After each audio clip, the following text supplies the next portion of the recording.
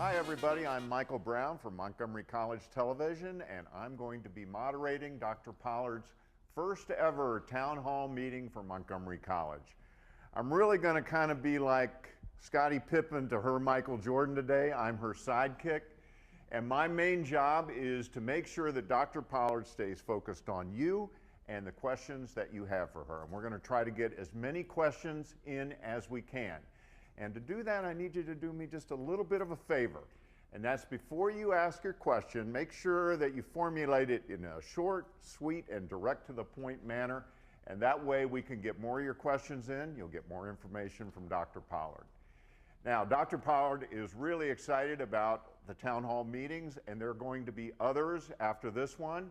We're going to be moving them around to other Montgomery College campuses over the course of the academic year. And she really does want to hear from you. Now, we also want to welcome not only the folks in this room, but those of you who are viewing this online. And by the way, I know we said that we have limited seating, but we do have some seats available here. So if you're on the Germantown campus or you're close and you want to come on over and see us in person, we've got plenty of seating for you, so hustle on over. Anyway, we have just a couple of quick ground rules. First of all, for the folks that are in this room, make sure that before you ask your question, I get over to you with this mic, because even though we can hear you in this room just fine, our online viewers are not going to be able to hear you unless I get to you first with this mic. So please hold your question until I get to you with this mic. Now, our online viewers, you can email your questions in. As a matter of fact, you can start right now. We've got a couple of people in the back of the room just waiting there for your questions to come in. You can email them to townhall@montgomerycollege.edu. That's townhall@montgomerycollege.edu. And one last request, for those of you in the room, before you ask your question, please let us know who you are, because Dr. Pollard would really appreciate that. So, without further ado, here's Dr. Pollard.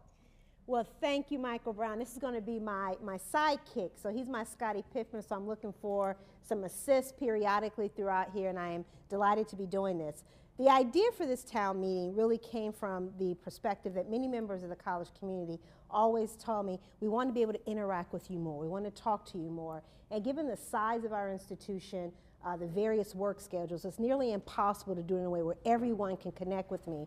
So we did this technology, used this technology for the for the State of the College last year, and we thought it might be a good way to do this over the academic year. So each month we're going to have a town meeting, and as Michael said, we're going to be in different locations with different topics that may be coming up, because you all generate the topics. I don't. I happen to know there are already some coming on email, and I haven't had a preview of a couple, but I'm looking forward to interacting with you all today in the conversation. Before we get started, I want to extend my welcome to my in-studio, I guess I should say, audience, and then also to those of you who are joining us online. Thank you very much for that. It gives us a great opportunity to interact, and you get to see me, and no telling what I might say or do, but we're just going to have fun. This is also my secret desire to be Oprah Winfrey. So I am in this moment trying to, if I come and lean on you or something like that, I'm really trying to, I'm not giving away a car though, so just so you know, we're not going to be doing that today. Before we get started, because this is interactive, there's going to be a lot of talking, a lot of discussions, I do want to take a moment for some silence though. It is important to acknowledge the day in which we are meeting today. This is 9/11, the 11th anniversary of 9/11, and I thought it might be appropriate for us to just take a few moments of silence to reflect on that experience, what it meant for us personally and also for our country.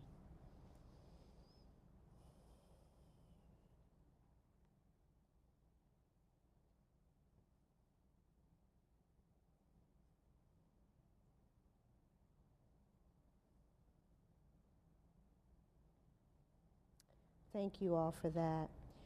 When I think about 9/11, we know that really is the epitome of cruelty that occurred to this country, but I also see it as also a testament to resiliency of the American people and the way in which we were connected. I can remember those days after 9/11, and I was not living in this region, but I can recall being in Chicago, how connected I felt to the rest of the country and even the world after we live through that experience. I like to believe that Montgomery College is doing a lot of work to ensure that violence is not something that's the norm here. And there are probably three things I'd speak to very briefly. One is that we are doing a lot in terms of our behavior intervention teams. They're doing wonderful work with faculty and staff to identify students who are in the classroom or in services who we can see already that we have some concerns with, and to help coach them through that experience and spend a lot of time making sure the students are aware of how their behavior might be impacting the learning environment. I'm also very proud of the fact that last year, the board acted on an anti-bullying statement. Many of you may recall that. That was a grassroots effort that was initiated by several faculty and staff with some students to really look at the ways in which our college can articulate our commitment to creating a safe and vibrant learning community for all students.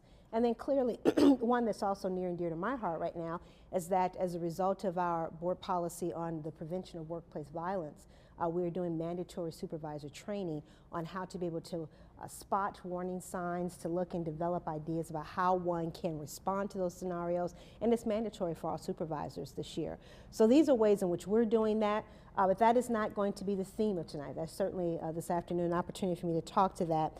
What became important though after 9/11 and all of those experiences, that dialogue is very important, authentic dialogue, a dialogue that leaves us at the end of the day feeling like we left something of value, and how to deal with conflict in ways that are substantive and real.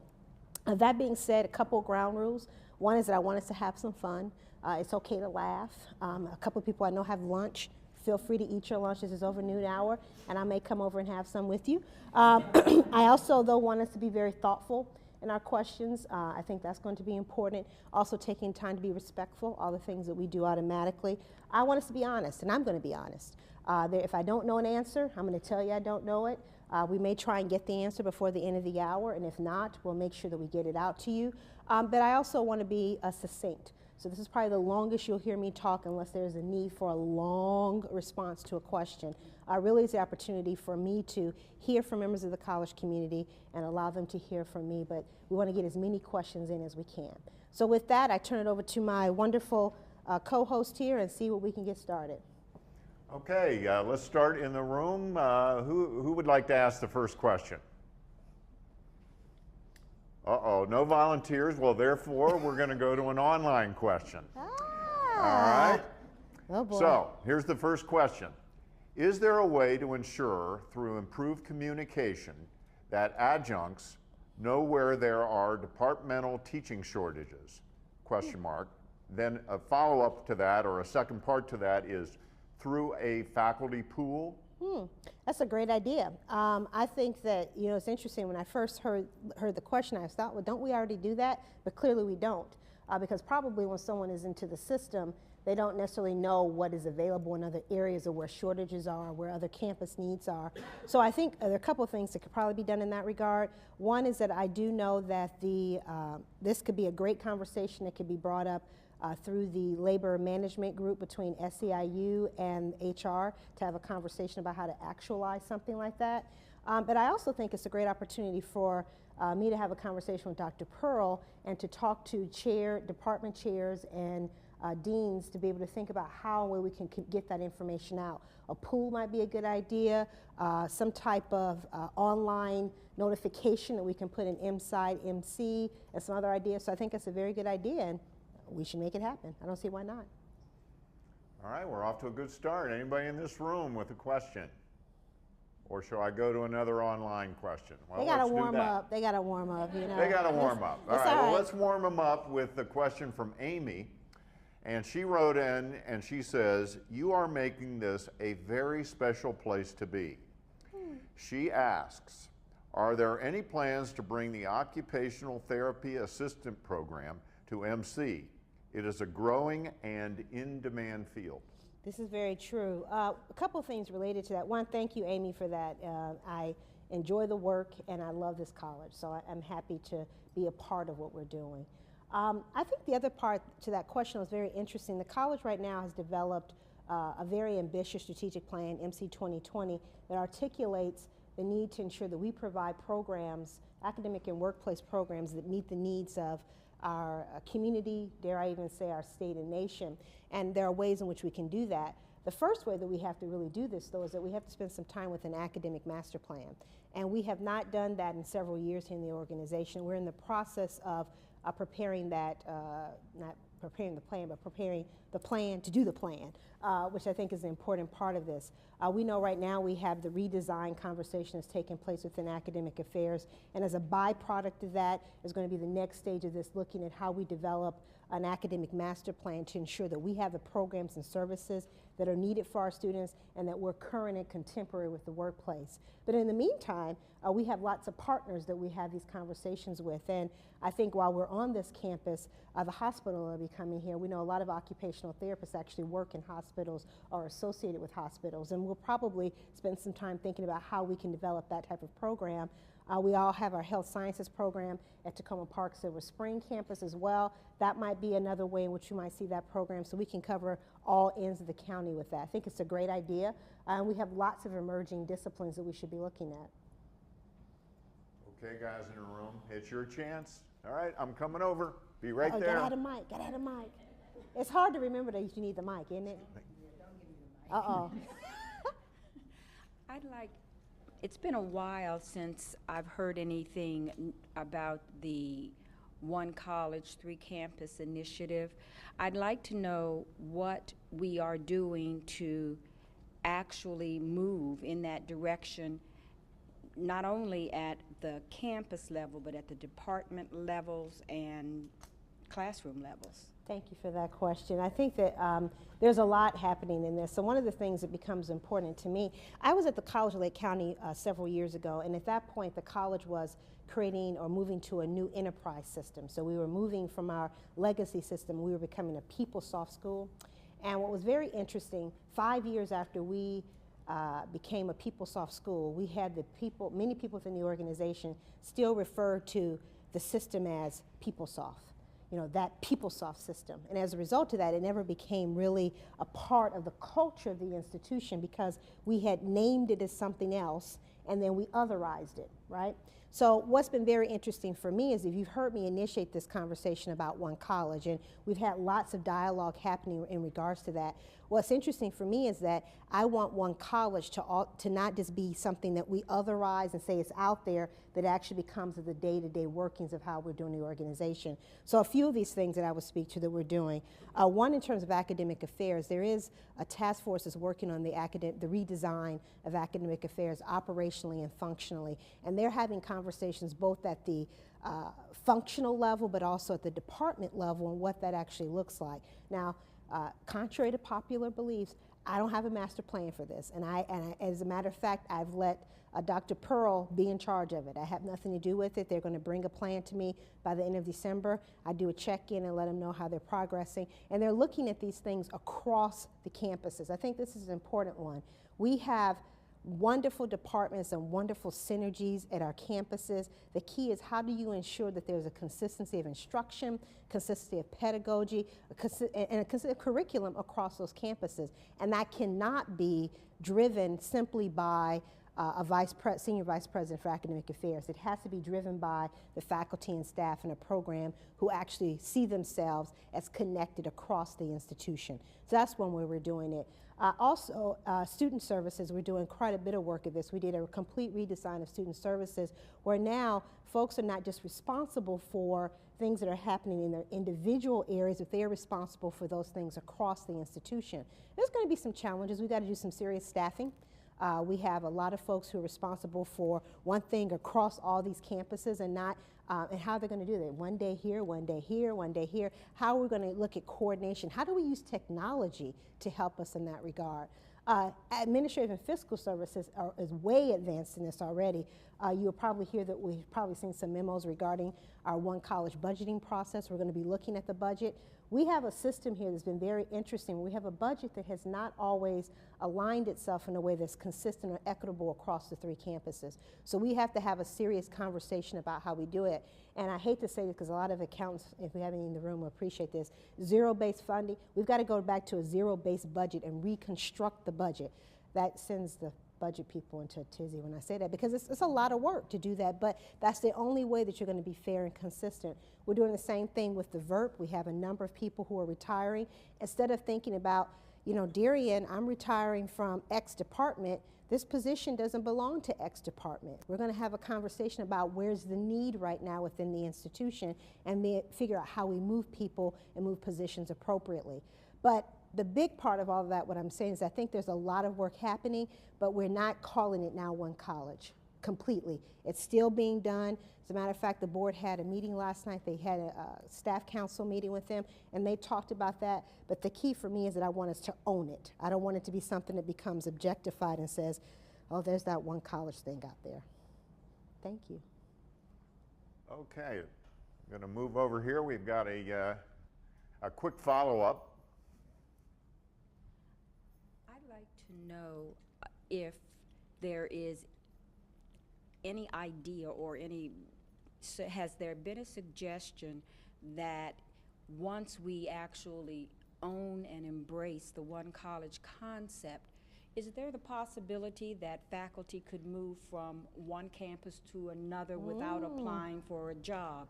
Could we, if there's an abundance of faculty at Tacoma, part-time faculty at Tacoma Park that are willing to move to this campus, can we just move around in that kind of, or is that just way too much? I don't know if that's been discussed because I'm not on the task force, but I'm happy to find that out. But that your second part of your question goes to the first question that was posed online, that, you know, if I teach at Tacoma Park Silver Spring, that I live in Rockville and I'm comfortable driving to Germantown for a class because I have availability and interest, how do we make sure? But it also goes back to this idea, how do we, if I see myself as a part-time faculty member in X department at X institution, how do we start to elevate that consciousness, not only in terms of their consciousness, but ours institutionally? So I am short a part-time faculty and I need somebody to help me in this class.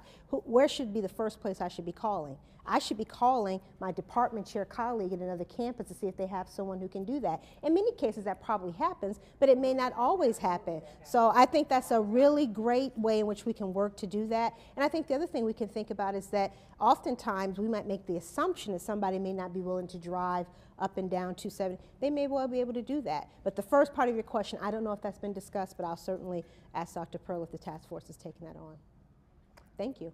Yes, sir. Okay, I believe I saw a hand up front here. Hi, and you wanted us to introduce ourselves. I'm Denise Dewhurst. I'm a professor of psychology here, but I'm also department chair of a little conglomerate, anthropology, education, economics, philosophy, and psychology. Wow, that is a conglomerate. That's because we've kind of outgrown being the smallest campus, and the infrastructure hasn't quite caught up. And so I have a two-part question. You were mentioning staffing, and one thing we've been hearing discouraging news about is when we might be seeing new faculty positions added to match the growth, new full-time positions added. Not that we don't value our adjunct faculty, absolutely we do, but you know, many years ago when I first started here, the ideal ratio was 65-35 full-time, part-time, and now I understand it's 60-40. But many of us are significantly below that, and I know the goal is 60-40, we aren't that. Right, exactly. So I'm just wondering, in terms of both, you know, more full-time faculty members and also the staff, because I know our office staff is just, you know, we have, for example, my colleague at Rockville, who has a similar sized department, has his own dedicated administrative assistant, plus some student assistants to help her. Over here, we have a humanities division. We have 3 people who service all of us, so art, PE, history, I mean, you know how big the humanities division is, with some student assistants, and they're wonderful, but they're 3 people. So those kinds of things, you know. You're talking my talk, and I'm going to tell you why this is so important.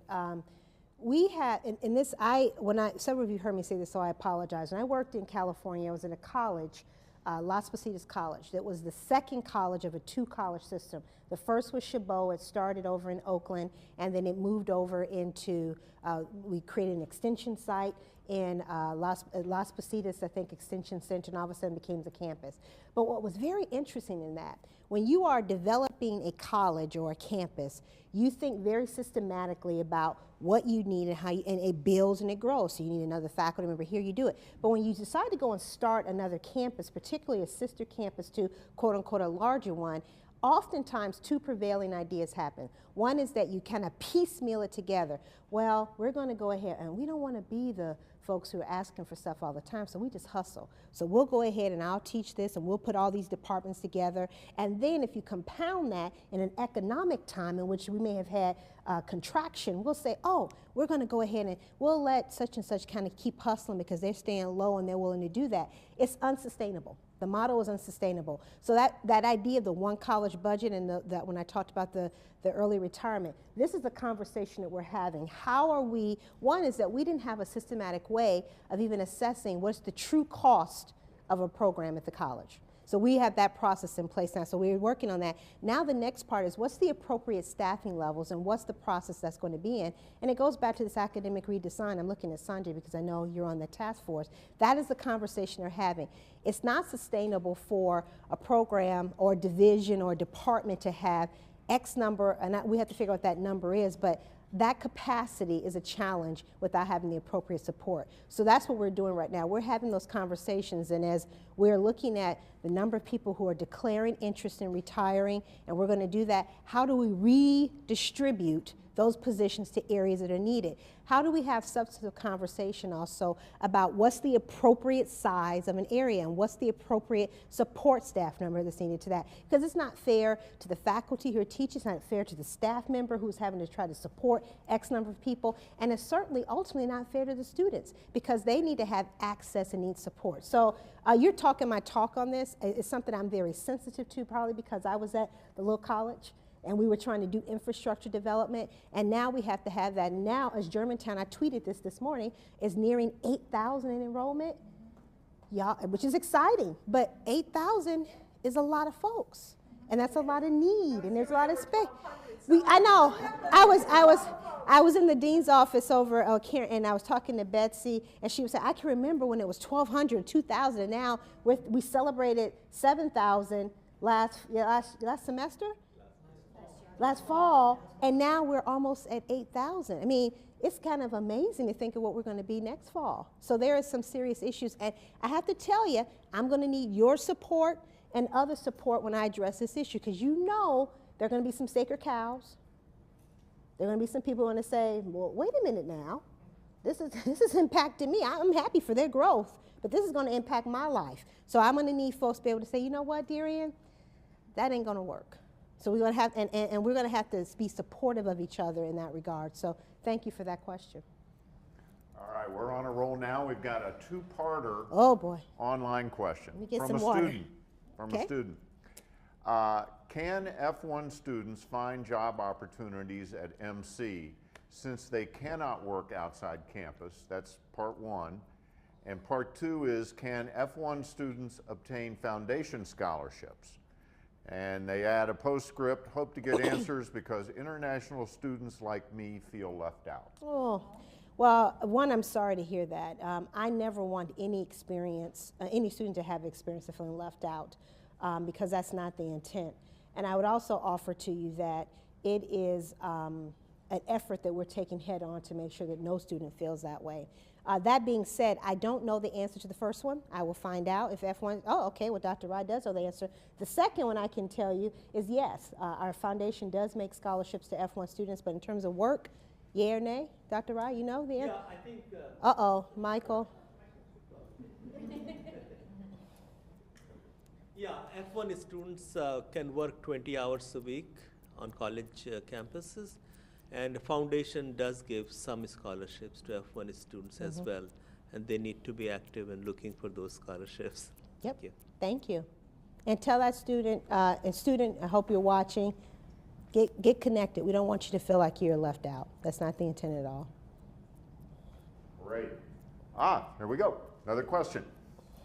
Joan Nake, Dean of Humanities, Social Sciences, and Education at the Germantown campus. And first, I have a question, but I also want to piggyback on what Professor Dewhurst said just a moment ago, and I'm sure Dean McKellian would back me up on this, that, for example, in the Humanities, Social Science, and Education Division, we have 177 faculty, 23 disciplines, and 3 support staff. And so it's really difficult. Okay, but I would like to go into my real question, which is, is there any possibility of having an honors college at Montgomery College, and or a central place? It doesn't have to be called an honors college. Dr. Loff has been doing a wonderful job and she's right over there, as the college-wide coordinator of honors. But it seems to me that we need a final step that would help us market, publicize. I think there are some students who are honors eligible who do not know we have honors programs. Thank you. Thank you, Joan, for that question. I'll say to your comment and then your question to your comment, that's exactly why I had to ask Dr. Pearl to take on the question of academic redesign. I know it's a topic that's very sensitive. It's one that a lot of folks are like, you know, be very thoughtful about it, which we should be, but it's not, the model is not sustainable. And that to me is the issue. And in addition to looking at needing more full-time faculty in areas and needing more staff, I think we're woefully underserved in the number of deans we have. I am amazed on this campus, how many academic deans are there? 2 academic deans for nearly 8,000 students. And how many full-time faculty now? 91. 91 full-time faculty. How many part-time faculty? 300. Yeah, I mean, that to me is, again, it's not a sustainable model. So I think that's going to be, we have to address this issue, and we are. Now going to your question, I think it is a very important one. So it's interesting, Dr.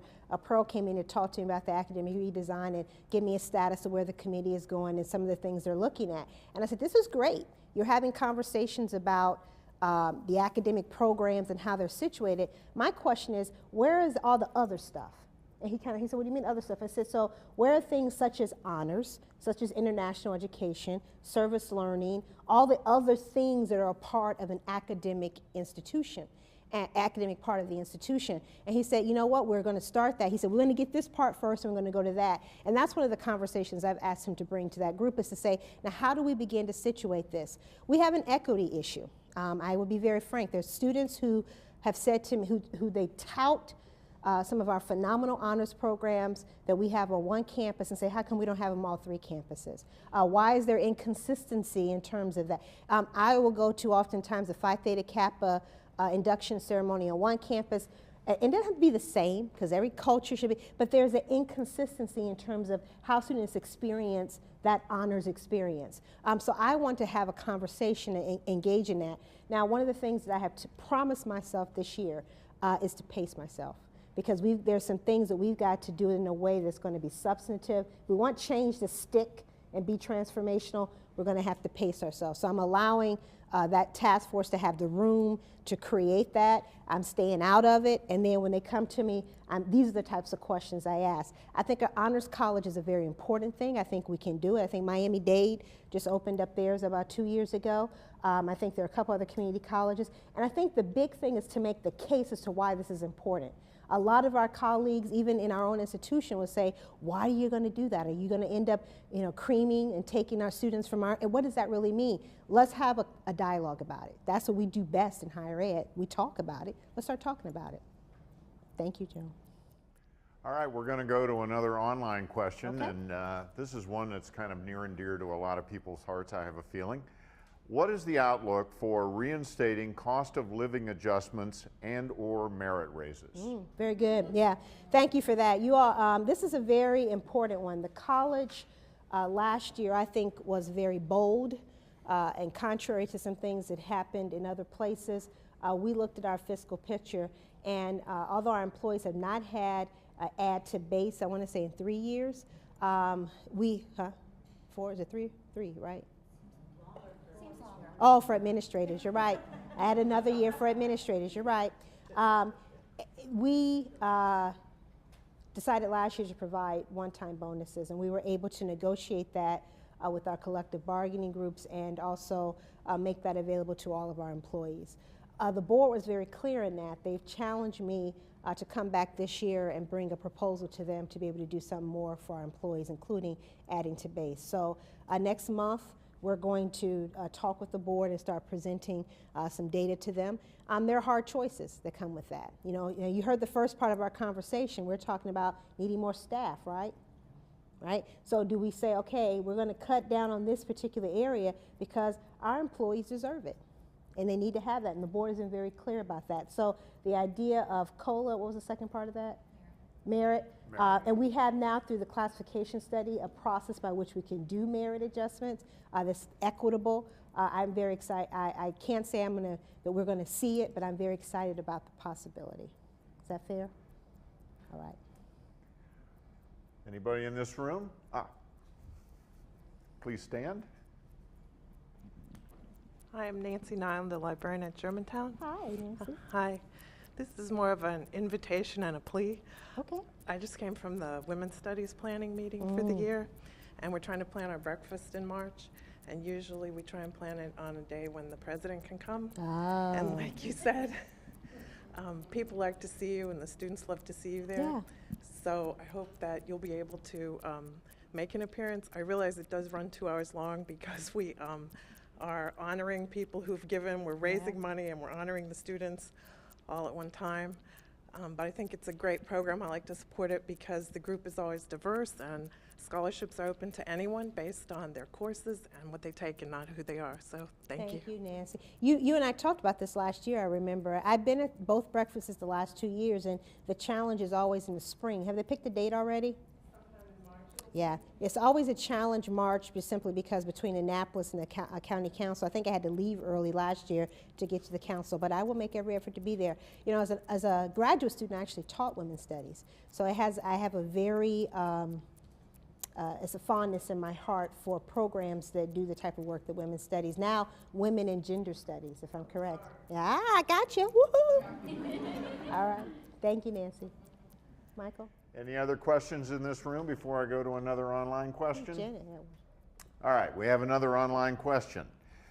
Do we intend to develop or offer a forgiveness program for former MC students who attended 20 years ago, when younger and did not perform well, who have returned as dedicated, underline the word dedicated, adult learners? That's a really great question, and I think this is a good one that I can take to the faculty council and have them take it to academic regs and discuss.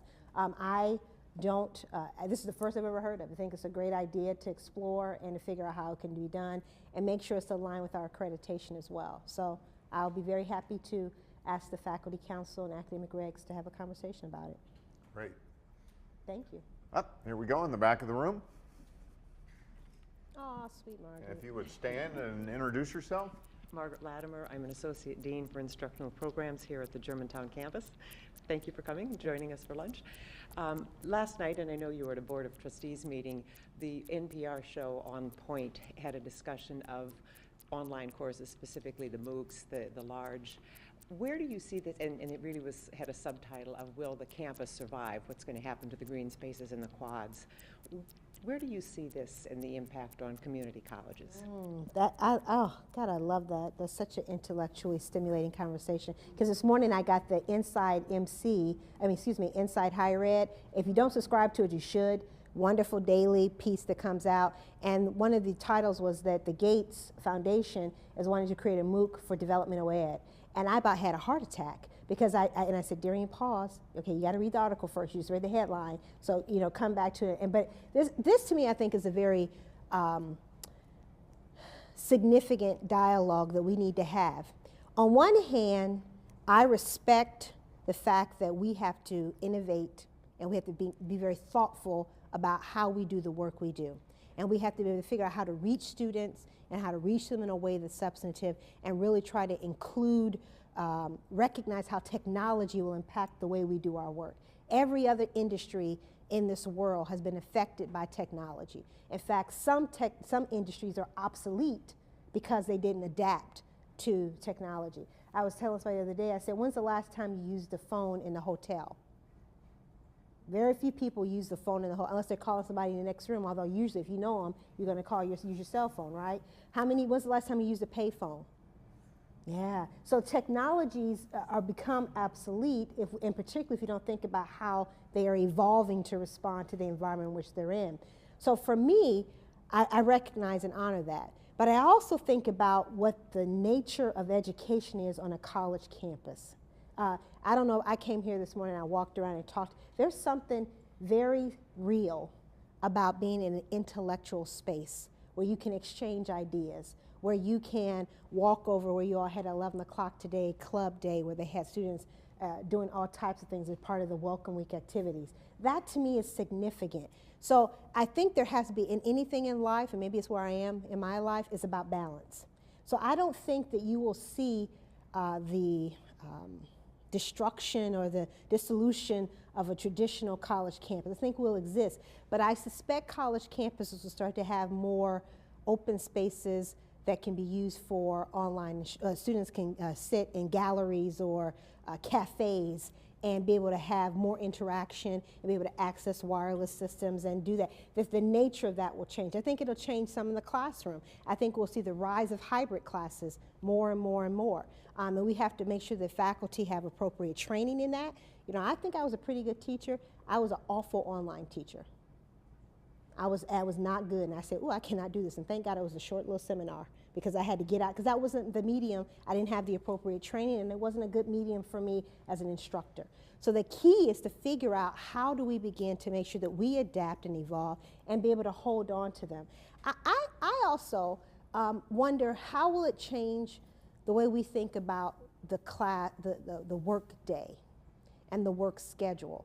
You know, when I was at the College of Lake County, we were having a conversation. We actually put into the faculty contract, they were doing it before I left, the faculty would have the option, typically a faculty load is 30 hours over the course of a year, 15 used to be summers in addition. Wouldn't it be kind of interesting to think about a faculty member may only teach 9 credit hours that fall, they could do some research, or heaven help if they're teaching ones that span over 2 semesters, and how you configure load and how you think about their workday. We were actually starting that process and going to figure out how we could do it. That to me is going to be interesting. Will we need to have, can somebody do support for a program or department or service from home? The whole concept of teleworking and distance. So I think for me, your question strikes this idea of us entering. I used to want to start a forum called the Big Ideas Forum and figure out what this might look like. And if we were really to be the most relevant community college in the country, I think those are the types of questions that we have to have. But I don't think we'll become obsolete if we choose to not evolve, we will. We're going to have to evolve some. Thank you, Margaret. All right, we have another question from online. With so many changes happening, what advice would you give faculty, staff to support the current direction of the college? It can be difficult to stay engaged with so many initiatives.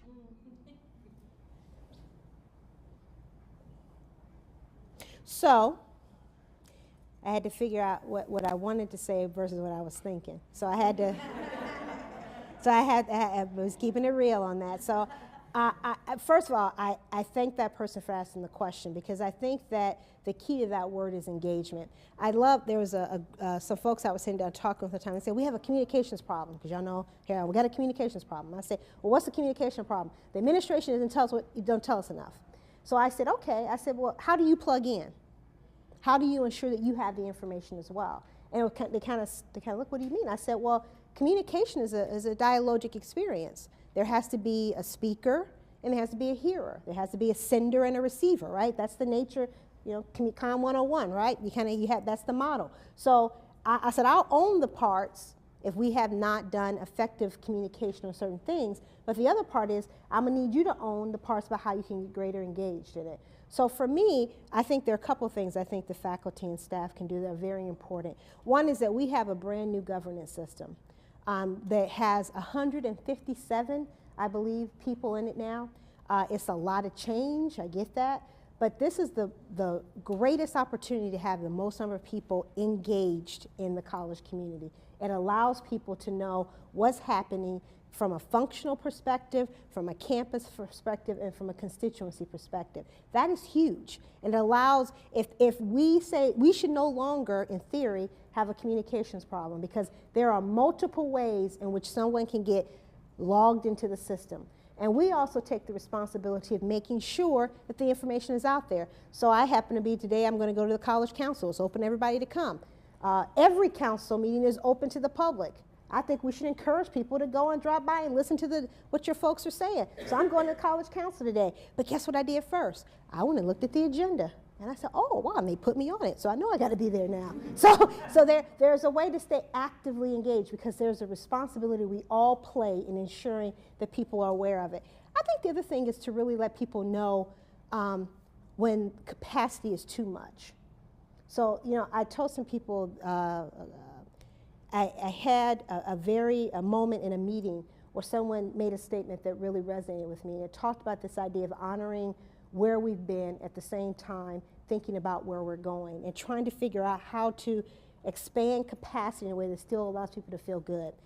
There's a part of me that, and I listened to that and I thought, you know what, that's a very good point, and I heard that. So as a result of that, I'm pacing myself a little bit differently. But for me, I need to retain a sense of urgency. And I think as a college, I want us to retain a sense of urgency. Do we have to be on the moon tomorrow? No. But there's certain things that if we don't start doing them, we will be like the telephone in the hotel. We'll be there. People will probably still look at us. They'll dust us off every once in a while. Somebody might pick us up to call the next room, but the idea, will we be relevant? Will we be germane to the subject at hand? Will we continue to impact the lives at the way that we want? Because folks, they're trying to steal our students all the time. There are ways in which folks will do that if we are not there to do that. And if our institution accountability measures are changing in a way that are unreal. You all know, I don't know if you know, I'm leading a state task force on performance-based funding. It is here. It's not going away. So the question is, how do we respond? And y'all know my favorite belief is that I never want to be acted upon. I want to do the acting. I never got passive. The passive and active voice, never got that. It took me a long time. I think it was in graduate school before I actually understood. And I remember a teacher said, you need to make sure you're doing the acting, not being acted upon. And that's my perspective. But I recognize I got to slow down every once in a while on some things. Thank you very much. I saw a question here. If you would stand, please. Hi, I'm Janet Warmack. Hi, Janet. And I have a question. I'm very excited about the ACES program. Can you share your thoughts about that? But also, Dr. Pollard, while I'm really vested in the outcome of that, I think it's important for us to connect with the school system. How do we balance that with the students that we already have here, who we need to get through the pipeline to transfer to other institutions? Or go into the workplace. Yeah. So ACES program is a program that is a partnership between MCPS, Montgomery College, and the University of Shady Grove. And there'll actually be a press conference later this week, where it's an initiative where we're targeting first-generation minority and underserved populations through a case management approach, starting in high school through their baccalaureate degree. And we are directing support and services and resources to implement this program as our two partners. There's an interesting phenomenon that's happening in this county, and I don't know if you probably are aware of several parts of it. One, the demography is changing significantly. We are, and I say this all the time, becoming browner, older, and less wealthy as a county. Now, we're still one of the richest counties in the country, but we still fall into those categories. And if we don't want those three things to become a negative and to be viewed as a negative as they are in many other places in this country, we have the power to change that. How do we change the trajectory in a way that allows us to be successful? So for us, we're looking at this program of doing a high engaged case study approach, working with students in the high school and then transitioning them through college, through us and then to University of Shady Grove. So we're very excited about that program. You'll see more about it coming very soon. I think we have to do a balance. We have to get our students through. There's a part of me that thinks we have to think proactively. So I would much rather as an institution for us to be able to spend less money on developmental education because students come to us prepared, versus having to spend as much as we do in developmental education, and we can't offer the robust types of work that we need to be doing at the transfer level and in the workplace. So that to me, I see it as an investment in the future. It's like doubling down. You know, anybody play poker here? Anybody? Yeah, I'm doubling down, okay? Because that's the idea of thinking if we can impact this environment, we change their trajectory, so when they come to us, they come better prepared, and they are in a work and a family environment that's prepared to also help them be successful. You're welcome, thank you. All right, we have another online question. Ooh. Will all 3 campuses have the same budget, or will it be appropriated by the number of students on campus? All 3 campuses will not have the same budget. This is an interesting phenomenon that someone brought to me, that was the new rumor that was going around. That you can't do that. By nature of the fact that you have more employees on one campus than the other, the budgets will not be the same because it's going to represent those employees. When you have more programs on a campus, you will have that. But it will be proportionate, and I think that's an important thing to have. I would tell you, based on what I've been able to see at the budget, that there are things that Germantown campus needs to have, that they should have that they don't have. There are things Tacoma Park campus has that they haven't had, and there are things that Rockville needs in certain areas. It's very interesting to see how things have laid themselves out. So let me be clear. Online, y'all hear me? In the room, hear me. Every campus will not have the same budget, dollar to dollar. Will there be a shifting of the dollars between campuses? That is highly likely. Do I know what it's all going to look like at the end? I do not. Do I have a master plan that I'm trying to put in place? That is not the case. I want it to be equitable. Equity is what I'm trying to have. Thank you. I have a question right here. Miller Newman, English Department at Germantown. I sort of feel like I'm going to throw this out at you because I teach developmental writers, and there is a huge disparity between students who are in developmental,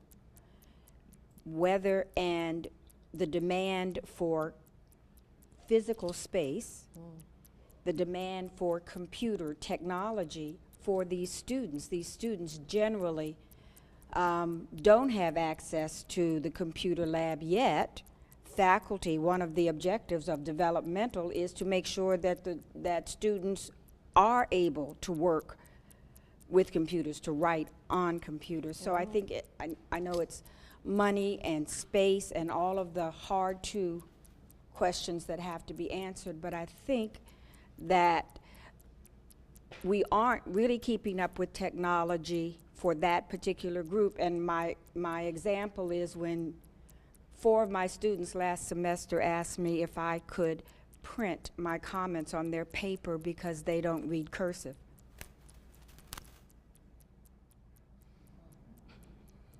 That's interesting.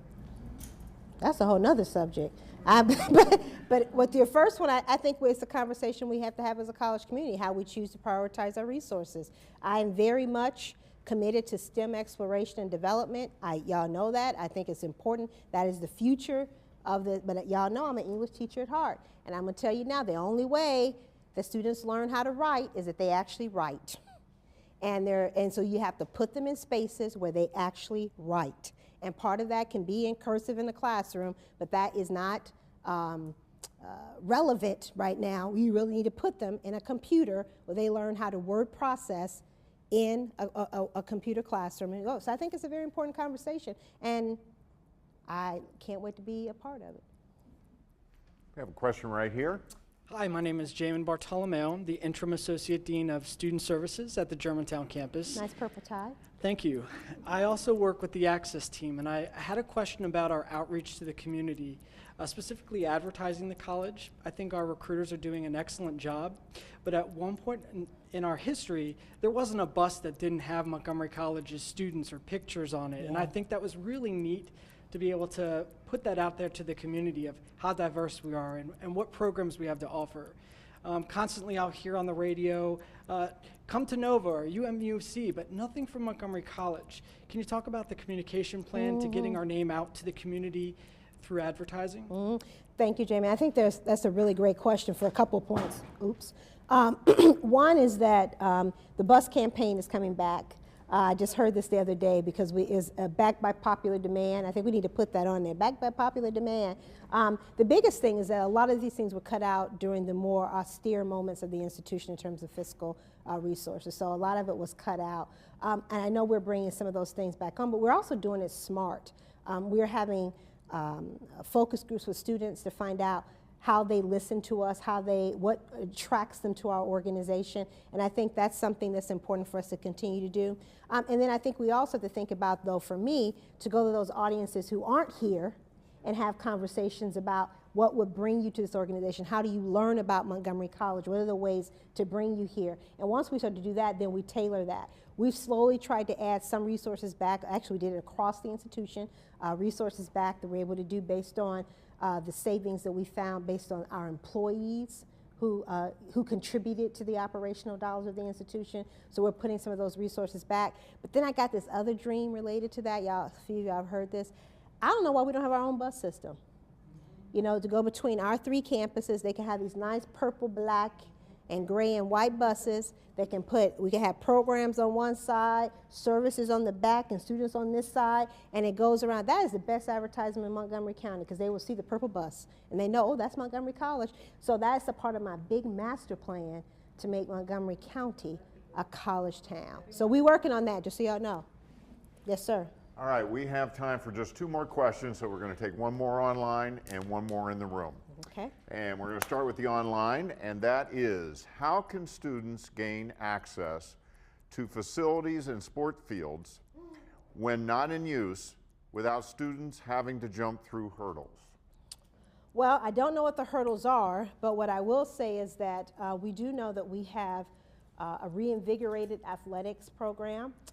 We have a very significant and robust investment in those programs, and we've consolidated a lot, so we're going to do some great things there. Go Raptors. But I will also tell you that we have to have a conversation about space ownership, and we have spaces that we believe are owned by certain people, and how we make them available to students is an important conversation. It's a hard one. That'll be the takeaway from today's town hall meeting. Dr. Pollard's going to go and look at space allocation. But that's an important conversation we have to have, because the space is for students. And it certainly may be supported by specific programs, and we have to have a conversation about how we make students available and make it available to students, but also be conscious of liability issues, because if you do make spaces available, you have to have people there, you have to make sure the equipment is well maintained, all the things we know to be true. So it's a balance that becomes very important in that. And I think it's something we need to be doing and have a conversation about. I do think facilities is actually looking at that issue. We have time for 1 last question and then a closing remark from you. Sure. So, fire away. Thank you. I'm Lucy Louth, Professor of Anthropology, College-wide Honors Program Director, and an advisor to Phi Theta Kappa. You lost some weight. You look nice.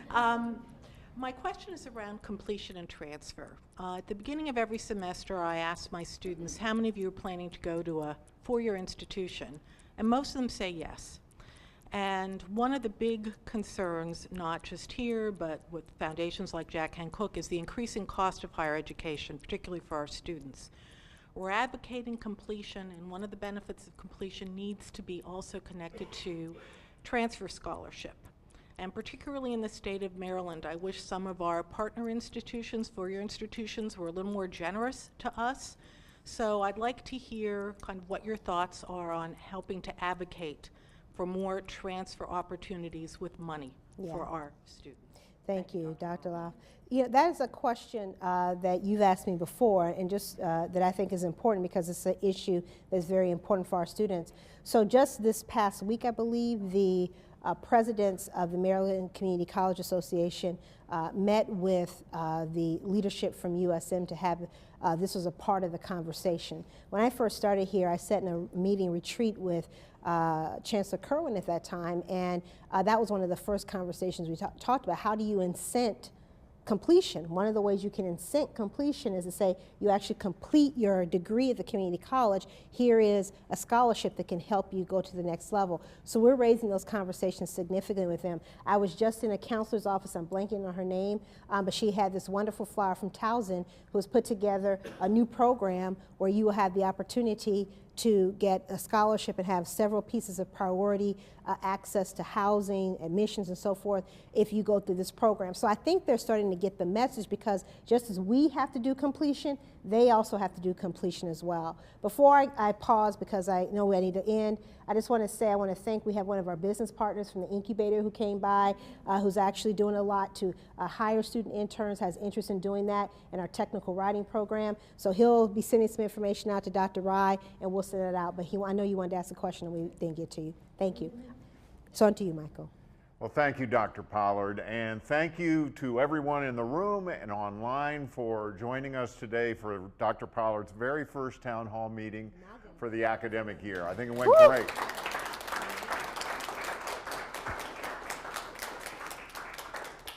How many people watched online? We were at one point over 100. That's cool. Yeah. And this population grew too. Yes, so it did. Pretty good for the first time. Yeah. Pretty good for the first time. That's right. Right. Oh, right. good. There's, could be multiple people watching on the same computer as well. Anyway, as I said at the beginning, we are going to have more of these as the academic year goes on. We have one next month, I know. We also already have one scheduled for November. To find out where and when, please just check out the President's website at montgomerycollege.edu/president. And you can also follow us online at new.livestream.com/Montgomery College Live, all one word, Montgomery College Live, to receive information about all of Montgomery College's live web events. For Dr. Pollard, for everybody here in the room, thanks a lot for joining us for Town Hall.